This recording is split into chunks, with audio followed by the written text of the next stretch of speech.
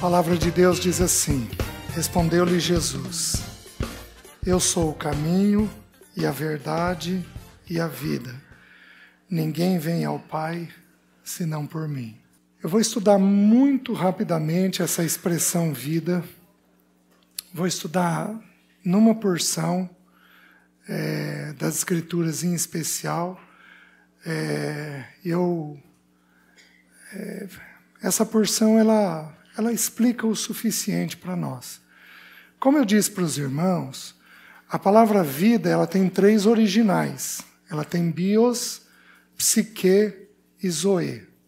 Então, quando a gente lê, está tudo traduzido para nós por vida. A palavra usada aqui é zoe, é a vida de Deus. Então, Jesus está dizendo que para nós ele é um caminho, ele é a verdade, e ele também é a vida de Deus para nós. Porém, deixa eu mostrar isso para vocês, a vida de Deus fica fácil. É aquilo que Deus é. É a essência de Deus, a natureza de Deus. Então a gente só aprende a graça de Deus na vida dele. A gente só aprende a misericórdia de Deus na vida dele. A gente só aprende o amor de Deus. Aliás, vocês sabiam que no grego, ágape é uma palavra que não é encontrada antes dos escritos de Cristo? Esse conceito não existia. O conceito ágape, que é o amor mais elevado, ele passou a existir com a pessoa de Cristo. Até então ele não era compreendido.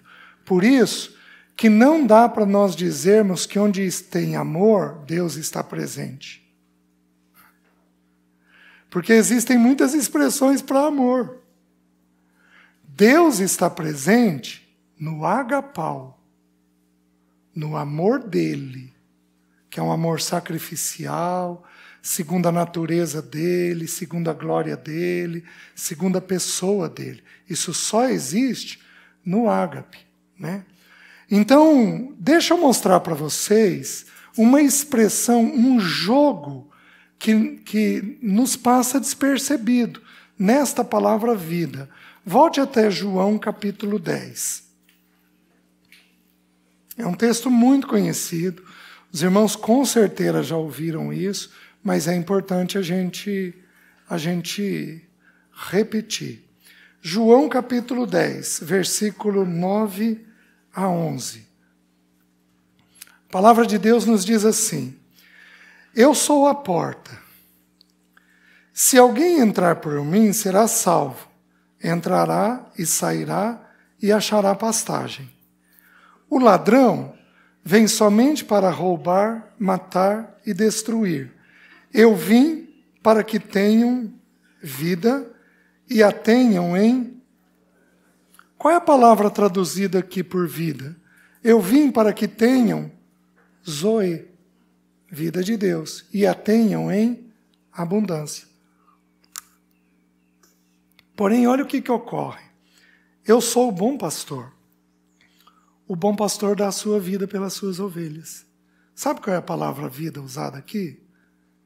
Psique.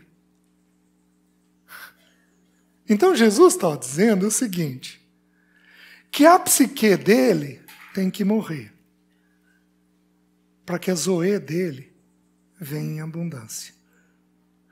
Vamos entender o que é psique. Psique é alma. Numa linguagem popular, é o nosso eu. É a nossa, se eu for usar uma linguagem um pouquinho mais rebuscada, é a nossa identidade. É quem a gente é. Na linguagem das Escrituras, é alma. Você pode traduzir também por velho homem, aquilo que foi alcançado pelo pecado dentro de nós, quem você é. O novo homem também é feito nessa psique, mas aí é um novo homem segundo Deus, segundo a pessoa de Deus, a imagem de Deus. O que nos importa entender aqui é o seguinte: a zoe de Deus não é derramada se a psique nossa não morrer. Jesus só derramou a zoe porque a psique dele morreu. A alma nossa, ela é composta de 3 elementos. Ela é composta do pensamento, ela é composta da emoção e ela é composta da vontade. Então, quando você estuda a expressão alma na Bíblia, alma, às vezes é misturado com o espírito, a expressão, você vai encontrar a menção desses 3 elementos dentro de nós. Então, o que é o César? O César é o que ele pensa, o César é o que ele sente e o César é o que ele faz. Então, esses 3 elementos compõem a alma nossa. O que compunha a alma de Jesus? O que ele pensava, o que ele sentia e o que ele decidia. Então, isso compunha a psique do nosso Senhor. Alguns de nós aqui vieram de origem europeia. Podem ter, por exemplo, um pensamento mais forte do que a emoção. Então são mais racionais. Pam, pam. É o jeito que a cultura formou. Porém, se você vier de uma cultura italiana, você pensa um pouco e sente muito. Então aí, quem mais te domina é a emoção. Tem alguns de nós aqui que somos secos, objetivos. O que domina a gente é a vontade. Meus queridos, o que eu estou falando é tão sério, mas é tão sério, mas é tão sério e é tão presente nos nossos dias, dia a dia, que a psicologia e a psiquiatria definem a mesma coisa que eu estou falando da seguinte maneira: transtorno de ansiedade, quem pensa muito. Transtorno de humor, depressão, bipolaridade, vai por aí afora, quem sente muito. Transtorno de conduta, quem age muito. Gente, foi escrita há 2000 anos. Falta-nos olhar as Escrituras com um olhar mais prático, talvez, digamos assim. Falta-nos olhar isso. O fato é o seguinte: alguns de nós aqui pensamos muito. Alguns de nós aqui sentimos muito. E alguns de nós aqui somos rápidos para decidir, para fazer. O fato é o seguinte: tem coisas no teu pensamento, tem coisas na tua emoção e tem coisas na tua vontade que precisam ser tocados pelo Senhor. Porque vem de uma natureza pecaminosa. Os irmãos estão entendendo? Vem de uma natureza ruim. Né? A palavra natureza humana, ela aparece uma vez nos escritos do Novo Testamento. João, não abram João capítulo 2, Jesus faz o milagre de transformar água em vinho, ele vai para Jerusalém, ele limpa o templo pela primeira vez, porque nos parece que ele limpou 2 vezes, no início do ministério e no final do ministério dele, ele faz aquela limpeza no templo. Aí os fariseus e os homens de Jerusalém insistem para que Jesus fique lá, porque eles viram os sinais de Jesus. Queriam Jesus por causa do quê? Dos sinais. E Jesus diz assim, o texto bíblico diz assim: Jesus, porém, não se confiava a eles, porque conhecia o que era a natureza humana. A natureza humana nossa, ela é terrível, ela é pecadora. Nós temos vários pais. A palavra pai significa provedor, nutridor, sustentador. Então Deus é nosso pai, Ele nos provê, nos nutre e nos supre. Porém, a mesma palavra pai usada para Deus é usada para o diabo, que é o pai da mentira. Então, aqueles que têm um problema com mentira, tem o diabo também por... E o diabo vai nutrir, suprir e sustentar.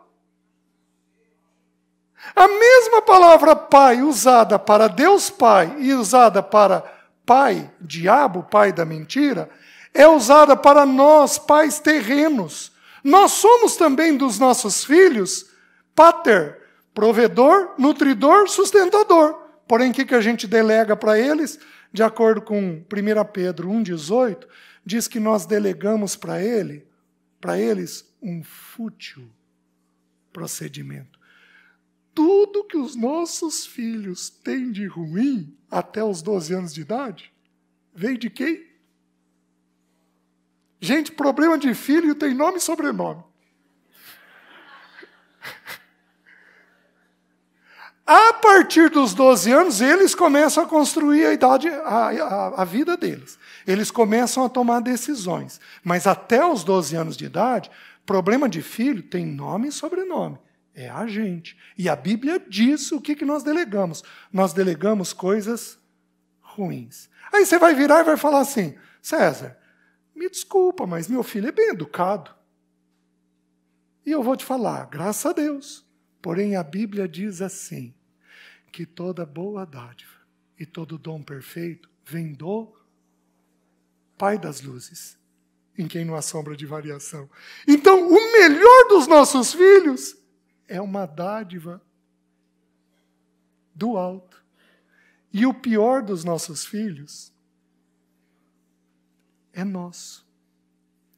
E aí, se o teu filho tiver uma mentezinha acelerada, ele herda o quê? Pensamento. E ele vai ser pensante. E ele vai pensar. E ele vai ser hábil em dar resposta. Ele vai ser hábil em criar estratégia.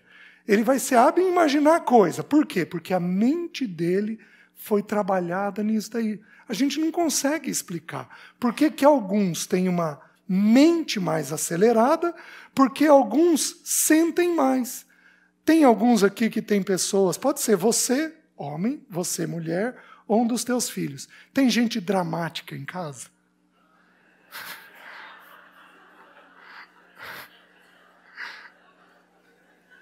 Sabe quem que é dramático?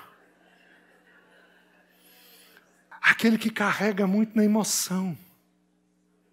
Ninguém gosta de mim. Meu filho, ninguém é muita gente. Não, o senhor não está me entendendo. Eu não posso me abrir com o senhor não me entende, é ninguém mesmo. Então, carregou na emoção. Por que um carrega na mente, outro na emoção? Nós não sabemos explicar. Deus fez a natureza deles desse jeitinho. O fato é o seguinte, nós temos pensamentos, emoções e atitudes, decisões que precisam morrer, que não é segundo Deus. Meus queridos, Deus tem uma cultura, a cultura do Filho dele. Deus não é brasileiro, não é japonês, não é americano, Deus não é alemão. Todas essas culturas expressam coisas de Deus. Porém, Deus tem uma cultura. Qual cultura é? É a cultura do Filho dele. Jesus é Filho de Deus, que significa o quê? Ele é a exata expressão do Pai. Mas Jesus é Filho do homem, significa o quê? Que aquilo que todo homem deve ser é encontrado em Cristo. E todas as culturas precisam se ajustar à pessoa de Cristo. Então nenhum de nós aqui vai defender essa ou aquela cultura. Porque nós defendemos uma pessoa, a bendita pessoa de Cristo. Nenhum de nós aqui vai defender pai e mãe. Meus pais foram assim e eu estou aqui. Por que eu não posso ser assim com os meus filhos? Não vale nas Escrituras síndrome de Gabriela. Eu nasci assim, vou viver assim, vou morrer assim. Não existe nas Escrituras é um avanço constante para nos tornarmos semelhantes à bendita pessoa do nosso Senhor Jesus. Seja na figura de um homem, seja na figura de uma mulher. Os irmãos estão entendendo? Só que para a zoe dele ser descida, para a zoe dele ser encontrada, a psique tem que morrer. Então existem coisas no teu pensamento que você precisa pedir graça de Deus. Você precisa pedir uma visitação de Deus. E meus queridos, o primeiro impacto que o pecado trouxe sobre nós, descrito na pessoa do Senhor, foi sobre a nossa mente. Não abram, Marcos capítulo 7. Porque de dentro do coração do homem é que procedem maus pensamentos. Sabe o que é mau pensamento? É tudo aquilo que você pensa que não é segundo Deus. Tudo aquilo que você pensa que não é segundo Deus. Vou comprar, e Deus não quer que você compre. Aquilo é um mau pensamento. Vou vender, e Deus não quer que você venda. Aquilo é um mau pensamento. Vou separar. Vou casar, e Deus não quer que você separe, muito menos que você case. Aquilo é um mau, não é segundo Deus. Então, a nossa mente, por algum motivo que a gente não sabe explicar, eu não consigo explicar para os irmãos o porquê. Por algum motivo, o pecado de Adão e Eva foi desobediência, mas apareceu em forma de pecado sexual, porque eles viram que estavam nus. Dali eu tiro uma outra conclusão, simples, que o pecado sexual teve um impacto enorme sobre a nossa mente. E ele é um pecado que pode levar anos para o Senhor tratar na mente. Os irmãos estão entendendo? Existem pecados que são mais fortes dentro de nós. Alguns pecados que envolvem a mente desde muito cedo podem envolver uma escravidão maior, um problema maior. O pecado sexual é um pecado que isso ocorre. Os pecados de ansiedade, comer, beber e vestir, são outros pecados que envolvem. Os pecados de fuga, foge da imoralidade, sexo.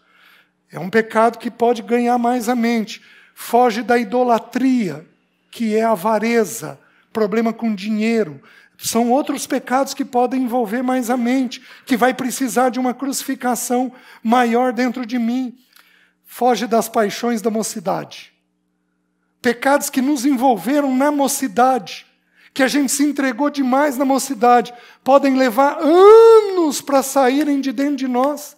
Pecados da aparência do mal, porque a Bíblia diz foge da aparência do mal, também são pecados que podem levar mais tempo dentro de nós. Todos nós temos pensamentos, emoções e vontades que precisam ir para a cruz. Senão, a zoe de Deus não é derramada. O que Jesus fez? Como filho do homem, como irmão mais velho, ele nos dá um caminho. Qual caminho? O caminho de que ele ia crucificar o seu pensamento, a sua emoção e a vontade, para que a vida de Deus fosse derramada. Os irmãos estão entendendo? Os irmãos estão entendendo por que nós não estamos gozando de vida de Deus no nosso casamento? Porque tem aparecido muito a psique nossa, o jeitão nosso. Alguns homens aqui defendem suas teses, mas com unhas e dentes.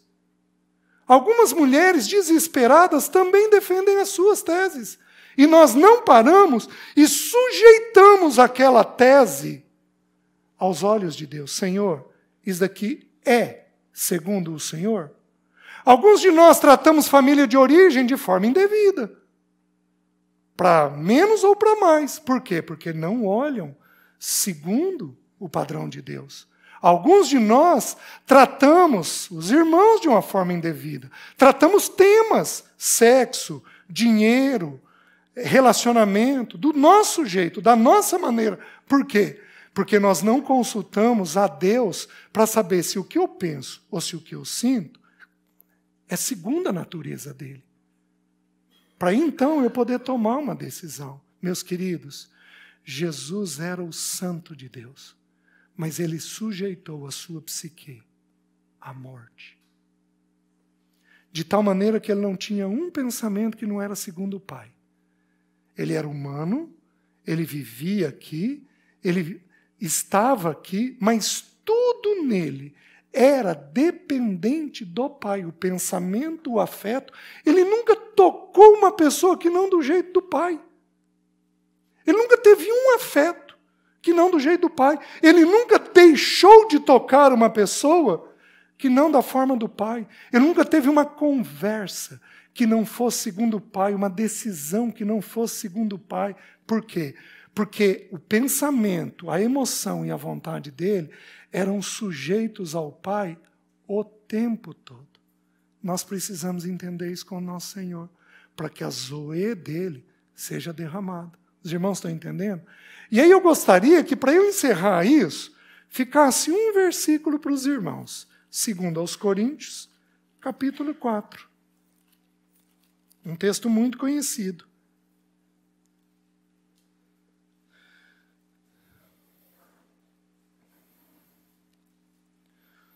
Do versículo 7 ao versículo 12. E eu vou pedir apenas um versículo depois para os irmãos. Ele diz assim: temos, porém, este tesouro em vasos de barro, para que a excelência do poder seja de Deus e não de nós. Em tudo somos atribulados, porém não angustiados, perplexos, porém não desanimados, perseguidos, porém não desamparados, abatidos, porém não destruídos. Agora preste atenção. Levando sempre no corpo o morrer de Jesus, para que também a sua vida se manifeste em nosso corpo. Levando sempre no corpo o... Qual foi o morrer de Jesus? A psique. Para que também a sua zoe se manifeste por meio do nosso corpo. Eu não levo zoe para Alessi se eu não submeter a psique à morte. A minha pergunta é: o que Deus quer que morra em você? Qual é o pensamento que Ele quer que morra? Qual é a emoção que Ele quer que morra? Qual é a vontade que Ele quer que morra? Você tem que dizer.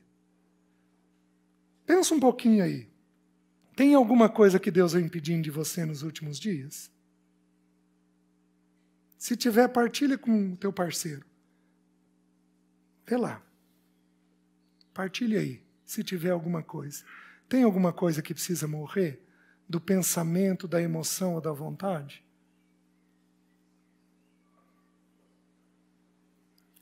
Então agora a gente começa a entrar no tema da verdade. Então eu vou mudar agora. De vida para verdade. Eu partilhei bem rapidinho sobre vida, ou seja, eu tenho pensamentos, eu tenho afetos e eu tenho vontades. O perfeccionista, o rígido e o bravo têm um problema. Os perfeccionistas, os rígidos e os bravos têm um problema. Vocês vão decorar de hoje para amanhã Eclesiastes 7,16. Porque lá diz assim: não sejas demasiadamente justo, nem exageradamente sábio, porque te destruirias a ti mesmo. Os perfeccionistas, os rígidos e os bravos, em geral, eles não precisam mudar. Porque, como o nome diz, eles são perfeitos.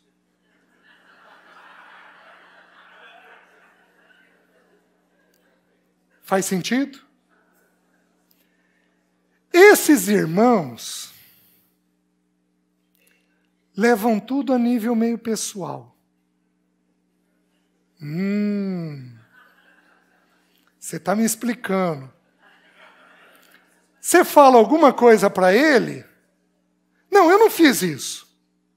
Eu não faço isso.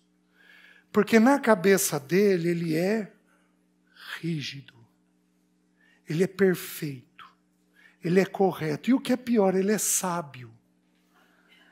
Não sejas demasiadamente justo, nem exageradamente. Ele explica tudo. Ele consegue explicar o que está acontecendo com ele. O problema, ele se destrói. E destrói quem está perto dele. Os irmãos estão entendendo? Todos nós temos luta para admitirmos nossas verdades. E agora eu quero entrar no tema da verdade. Primeira coisa a respeito da verdade que todos nós sabemos. E conhecereis a verdade, e a verdade vos... Meus irmãos, alguns de nós estamos mantendo uma escravidão por anos a fio. Seja na sua vida pessoal, seja na vida do casamento, seja na educação dos filhos. Por quê? Porque não temos nos deparado com algumas verdades nossas. A verdade, ela é uma coisa curiosa. Os escritos de João são os escritos que mais falam sobre isso. Então, os escritos de João vão usar a expressão luz e a expressão verdade. Eu vou usar uma expressão de Paulo que explica as duas coisas. Diz assim, lá em Efésios: porque o fruto da luz consiste em toda bondade, justiça e verdade. Então, Jesus é a luz. E quando a luz dele vem sobre nós, uma verdade sobre nós aparece. É impossível, eu vou me movimentar, é impossível eu colocar minha mão perto dessa luz e não ver as manchas da minha mão com mais clareza. Meus queridos, à medida que eu e você nos aproximamos de Cristo, o que é natural de acontecer? Luz é incidida. E a gente começa a ver as nossas imperfeições. É por isso que o caminho normal de uma casa cristã deveria ser ano após ano. Cristo vai crescendo e a gente vai diminuindo. A gente vai ver o tamanho do nosso pecado. Isso aconteceu com Paulo. Paulo inicia o ministério dele dizendo assim: eu não sou em nada inferior aos outros demais apóstolos. No meio do ministério dele, ele diz que ele era um com os demais. Mas no final do ministério dele, ele diz o quê? Eu sou o maior dos pecadores. Ele foi se aproximando da luz e luz foi sendo incidida. Então, o natural quando nós caminhamos com o Senhor é a gente identificando em nós inclinações pecaminosas, pecados. A gente vai cuidando com mais zelo, a gente vai ficando mais apurado em identificar as nossas tendências. E, eu preciso cuidar disso daqui, eu preciso cuidar disso daqui, eu preciso cuidar disso daqui, porque senão isso daqui vai me levar à queda. Ou, quantos homens de Deus têm caído em pecados tolos? Por quê? Ou porque não identificaram, ou porque descuidaram. Quando você estuda a palavra vigiar no grego, existem duas expressões. Uma é de fazer a vigilância. Outra é de estar atento porque algo vai acontecer. Essa é usada para o fim dos tempos para nós. Vigiar e orar. Porque o espírito está pronto, mas a carne é fraca. Você imagina um guarda vigiando uma casa numa noite. E imagina um guarda sabendo que aquela noite a casa vai ser assaltada. Essa deveria ser a nossa atitude com a nossa vida. Eu posso ser atacado a qualquer momento. Então a minha vigilância é constante. Nós deveríamos identificar. Por que que temos filhos escravizados a pecados? Em parte. Pode ser que nós não estejamos dando um modelo de libertação. Porque nós não identificamos os nossos pecados. Você quer uma coisa boa que nós podíamos fazer, mas nós não temos tempo de fazer. Estudar as listas de pecado. Estudar as listas de pecado. Para saber o que é pecado e o que não é. Você quer ver? alguns aqui ficam indignados? Quando você vê algum erro, não é ira. Você não ferveu, não explodiu, não fez nada. Mas aquele sentimento de indignação te tomou, te tocou. Você sabia que isso é pecado? Colossenses capítulo 3. Que a indignação é pecado. Fruto de pessoas que querem fazer justiça. E Deus estabeleceu que a justiça quem vai fazer é Ele. Fruto de pessoas que, em geral, foram abusadas. Em qualquer tipo de abuso. São as pessoas indignadas. Nós temos pecados dentro de nós, que nós temos que saber dar o nome. Não apenas conviver com aquilo. Espera aí, essa emoção aqui consiste em pecado? Consiste. Isso daqui é um pecado. E o Senhor deseja trabalhar esse pecado. Pega uma mãe indignada. Como é que ela trata o filho? Ela vai falar coisa que não precisa falar. Vai fazer coisa que não precisa fazer. Então, a primeira coisa que a verdade faz é que a verdade gera libertação. Quando você identifica, quando você dá nome, quando você compreende, você então tem uma clareza da parte do Senhor. Senhor, isso daqui é possível viver, mas Senhor, isso daqui é pecado. Eu preciso me deparar com o fato de que isso daqui é pecado. Mas não apenas isso. Vocês querem ver a segunda beleza da palavra verdade? Olha o que a Bíblia diz. 1 João 1,7. Não precisam abrir. Então a primeira coisa é de que a verdade liberta. A segunda coisa, se andarmos na luz, na verdade, como Deus está na luz, mantemos comunhão uns com os outros. E o sangue de Jesus, seu Filho, nos purifica de todo o pecado. Meus queridos, se eu pegar cada casal aqui, alguns vão ser assim, a nível de proximidade. Alguns vão ser assim. Alguns são assim. Porém, alguns poucos de nós são assim. Se eu investigar esses casais, os casais que alcançaram isso daqui, são casais que aprenderam a estabelecer a verdade entre si. Porque a Bíblia diz que o que une é verdade. Sexo não une. Sexo é uma explosão de pertencimento. A pele é o maior órgão do corpo. É uma explosão de pertencimento. Mas sexo não une. Serviço é extremamente agradável. Você pega um homem gentil com sua esposa, uma esposa cuidadosa com seu marido, que servem um ao outro, que cuidam um do outro. Isso é uma coisa deliciosa, mas isso não une. O que une nas Escrituras é verdade. Teve verdade? Tem união. Não teve verdade? Não tem união. Simples. Essa é a regra.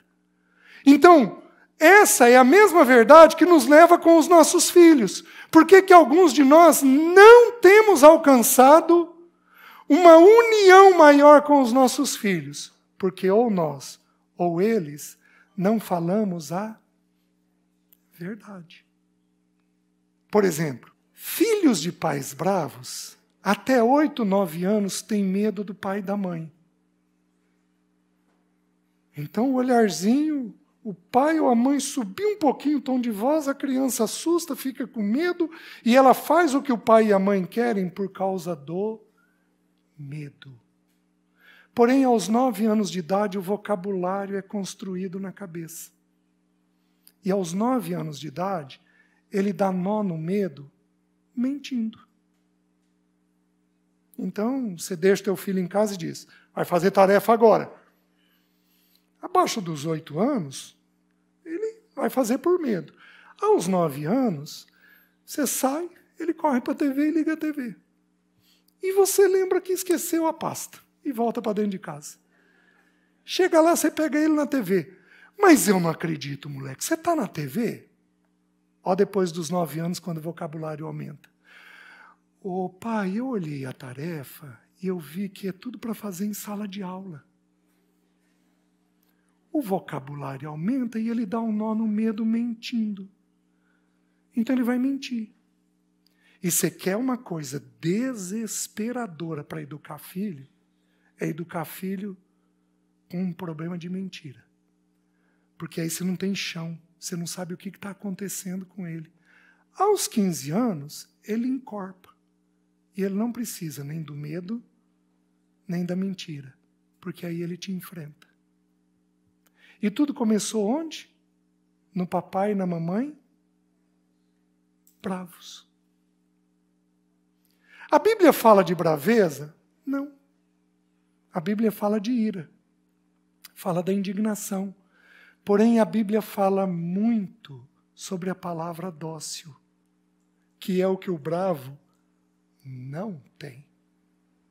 Diz que a docilidade aumenta o conhecimento. E os bravos não têm isso para dar. Então, são verdades que nós temos que estabelecer dentro de nós.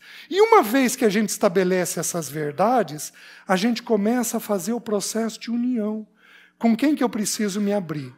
O grande alvo de Deus é que a gente se abra com o nosso parceiro. Esse é o grande alvo de Deus. Porque nós não podemos ter união com ninguém mais do que a gente tem com o... Então, o grande alvo de Deus é que a gente estabeleça a união com o parceiro. Porém, eu admito o seguinte, nós podemos ter alguns homens e algumas mulheres aqui descompensados que não dão conta de ouvir uma verdade. Que não dão conta. E aí nós vamos cair no terceiro princípio da verdade. Então, o primeiro princípio, a verdade liberta. O segundo princípio, a verdade une. Porém, agora eu vou entrar com os irmãos no terceiro princípio. Não precisam abrir. João, capítulo 16, versículo 12 e 13. Diz assim, Jesus diz assim, tenho muito a vos dizer, mas vós ainda não o podeis suportar. Então eu enviarei o Espírito da verdade, e ele vos conduzirá a toda a verdade, e vos dirá tudo o que tiver visto e ouvido. Meus queridos, verdade tem um tempo certo de ser dito. Terceiro princípio. Vou dar um exemplo exagerado. Você não pega uma criança de 5 anos e diz assim, vou te ensinar como é que você nasceu. Um dia eu fiquei louco pela tua mãe. Você não vai falar isso. Ele não tem estrutura para ouvir. Você não pode pegar determinadas verdades e ir falando de qualquer forma. Aliás, tem gente que bate no peito, não sei se ocorre no Rio Grande, ocorre muito no Paraná. César, eu sou sincero. Eu sou verdadeiro. Eu digo o que penso. Comigo é assim, é verdade. Mal sabe ele que isso não é virtude. Porque a virtude nas Escrituras é dizer a verdade no tempo de Deus, da maneira de Deus. Deus trabalha de forma escondida. O mistério de Deus que estivera oculto dos séculos e das gerações, agora, todavia, se deu a conhecer aos seus filhos, isto é, Cristo em vós, esperança da glória. Ele foi descortinando o mistério da redenção gradativamente. Cristo trabalha com mistério, porque Efésios fala do mistério de Cristo, que é a igreja. Deus tem um mistério dele, que é Cristo. Cristo tem um mistério dele, que é a igreja. São verdades que vão sendo descortinadas gradativamente para a gente. Então, meus queridos, nós temos que entender que verdade tem um tempo e tem uma maneira. Porém, quando Deus diz, fale, é porque chegou o tempo de falar. Os irmãos estão entendendo? Então a verdade tem um tempo. Para eu encerrar essa parte, decorem Eclesiastes capítulo 8, versículos 5 e 6. Lá diz assim, o sábio sabe discernir o tempo e o modo, Porque para todo o propósito de Deus, há tempo e modo. Não pode ser no tempo certo do modo errado, nem pode ser no tempo errado do modo certo. Tem que ser no tempo certo, do modo certo. Meus queridos, basta a gente procurar o Senhor, que então nós discernimos o tempo e o modo de Deus. Os irmãos estão entendendo? E aí então a gente começa a dividir com o parceiro da gente aquilo que ocorre com a gente. Terceira verdade. Quarta verdade, extremamente importante. A verdade de que nós somos feitos do mesmo material. Mulher, você não é melhor que teu marido. E marido, você não é melhor que tua mulher. Você tem virtudes, mas você também tem pecados. Sua mulher é a mesma coisa. O pecado me impactou em algumas coisas, mas o pecado impactou a minha esposa em outras. Tem pecado, aqui é a vontade de Deus numa determinada área. Tem pecado que nos afasta sim, tem pecado que nos afasta sim, porém tem pecado que nos afasta sim. Meus queridos, quem de nós que escolhe isso? Por que Deus não me coloca num lar mais complicado do que o outro? Quer dizer que o outro é melhor do que eu? Meus queridos, não tem nem melhor nem pior. Somos feitos do mesmo material. Quando entendemos isso, desenvolvemos uma coisa chamada misericórdia. A gente tem compaixão pelo outro. Porque eu entendo que do mesmo jeito que ele se tornou escravo de um determinado pensamento, de uma determinada emoção, do mesmo jeito, mas do mesmo jeito que ele se tornou escravo disso, do mesmo jeito, o outro se tornou. Eu podia dar N exemplos aqui para os irmãos. N exemplos para os irmãos. Exemplos tolos, bobos, meus queridos. O Espírito Santo de Deus joga luz sobre as nossas verdades. Basta nós o procurarmos. Ele joga luz sobre as nossas verdades. E uma vez que ele jogue, acabou. Esse exemplo eu posso dar para os irmãos. Há um tempo atrás, num encontro, partilhando sobre um afeto limitante do medo, um irmão me procurou e falou: César, tive problema achando que eu ia morrer minha vida inteira. Achei que ia morrer minha vida inteira. Desesperado, fiz tratamento, tomei remédio, fui escravo disso daí, comprometi minha vida pessoal. Eu pedi para ele, para eu contar o exemplo dele. Ele falou: você pode contar. Aí, César, um dia eu estava lendo Jó.